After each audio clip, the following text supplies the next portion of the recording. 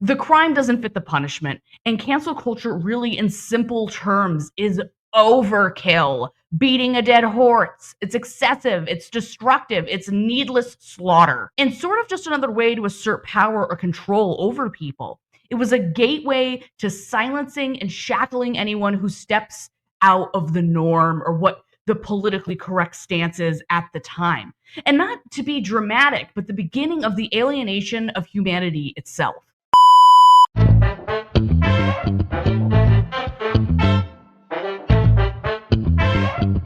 Welcome back, everybody. It's been a minute. Hope you're all doing well.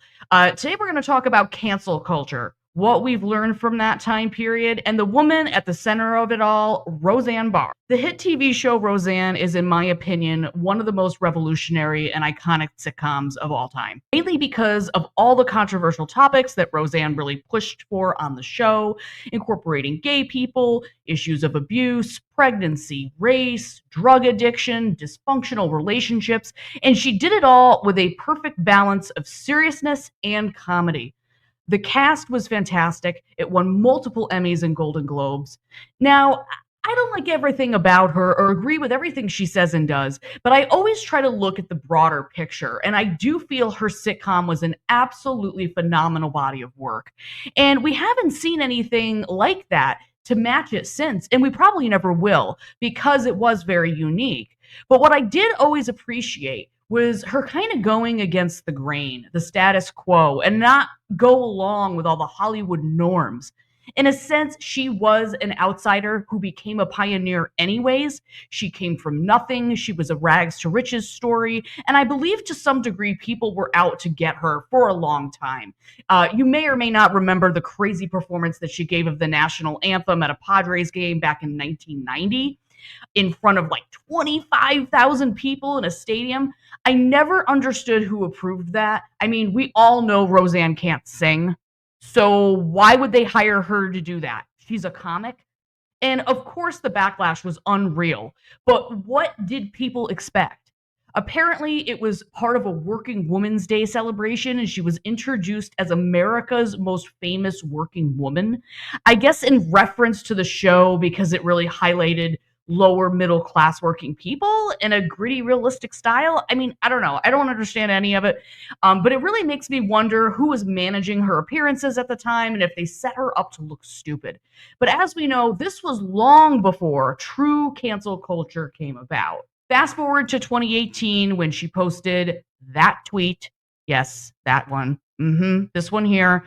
Muslim Brotherhood and Planet of the Apes had a baby. This was in reference to Obama's aide at the time, Valerie Janet or Jared or whatever the heck the lady's name was. It was stupid. I admit it. You know, she later went on to apologize and said she was up late on Ambien or something. And honestly, it was in bad taste. But she did try to apologize and set the record straight many times. You know, a side note though, when you're going to make some off color jokes that are a little dark or edgy, you probably don't want to try to put them on Twitter in writing. Anyways, it was too late. ABC canceled Roseanne, which was a pretty big comeback at the time. She had a wide reaching fan base.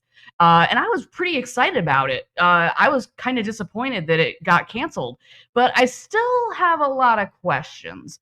Was she actually racist? I didn't think so, considering all she did for her show at the time for all those years. You know, for example, season 7, episode 4, White Men Can't Kiss, where DJ, who plays her son, doesn't want to do the school play because he has to kiss a girl who else in 1994 was talking about this kind of stuff. And honestly, she was very much canceled and blacklisted everywhere at the time. I never thought her career would see the light of day ever again. You have to remember that in 2018, that was around the height of the Black Lives Matter movement and just before the murder of George Floyd. So this issue of race and racism had everyone wide-eyed and on the edge of their seats all across America. Nothing could be more politically correct. Nothing. You couldn't do it enough at that time. And in my opinion, it ended up doing more harm than good. Cancel culture, I think, at first was trying to actually hold people accountable for their actions and not allow people to just get away with things. And on the surface, that makes sense, but it very quickly became an overreach, an overreaction, and boils down to unhealthy public shaming. And in the case of Roseanne, it didn't just wreck her professionally, it destroyed her personally as well. People who she thought were her friends turned their backs on her. And this went on and on and on for a while, like Sara Gilbert. I do stand behind the decision that ABC made. In addition to my statement, I would like to say this has been a very difficult week. A lot of people have been hurt by this. I will say I'm proud of the show we've made. The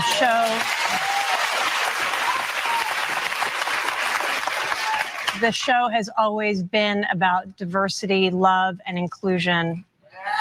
And it's sad to see it end in this way.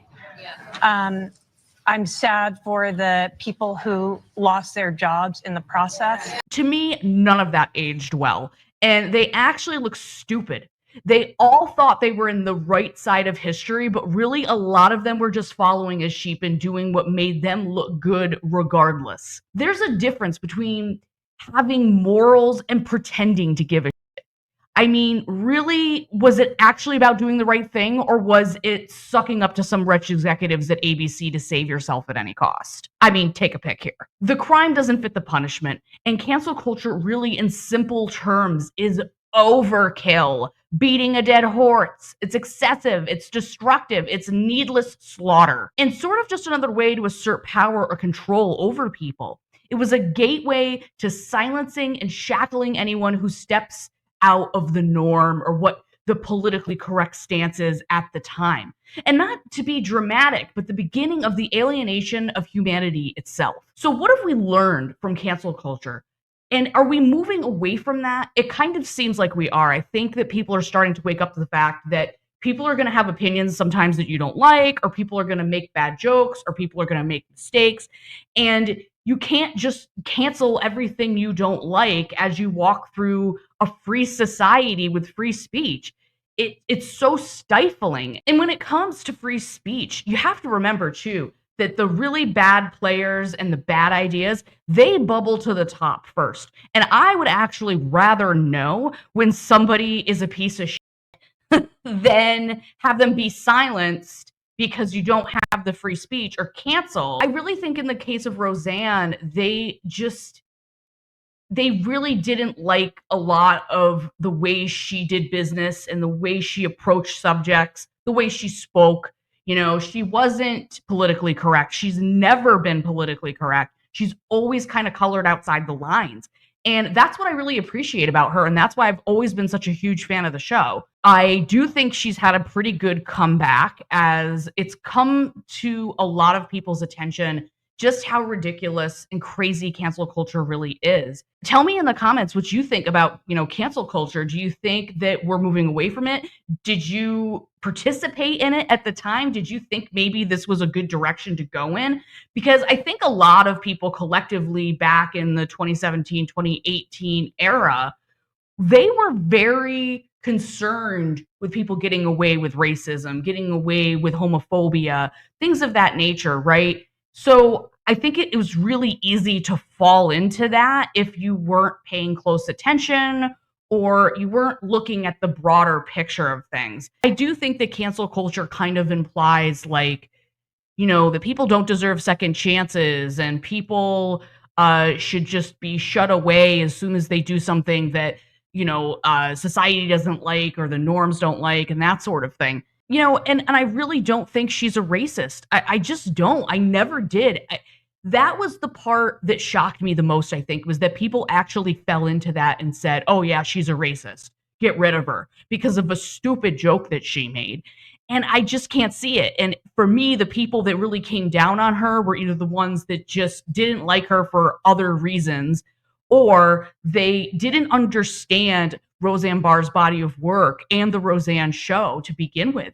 and everything that came out of that. I mean, I think I've watched every episode a million times at this point. I remember taking a sociology course in college where they talked about Roseanne, and we actually did, an analysis of different clips of in different segments of that show, uh, to talk about, social norms at the time and how people are depicted and lower middle class people. What I think people enjoy the most about that show is its rawness and its realness. What can I say? I've always been a big fan. I know it's not everybody's cup of tea, and some people just really don't like her and they are rubbed the wrong way by Roseanne Barr. But I think overall she's a very eccentric and interesting person.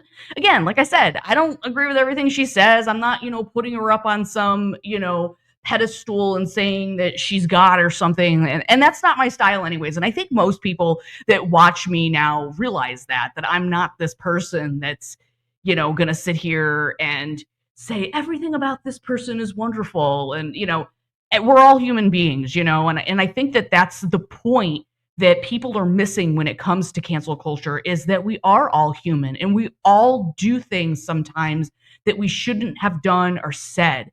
And I do believe that people do deserve second chances, but I also believe that there's people that, should be cut off. But I don't think Roseanne Barr is one of them. I really don't. I think we need to reel in the cancel culture, and we need to reevaluate how we got to that place as a society in the first place. If you guys haven't already, please like, comment, and subscribe to my channel. We're slowly ticking up to that 1,000 subscriber mark. Thank you so much for all the support, all the well wishes, the emails, the DMs, the comments. Everything's been fantastic. So again, thank you.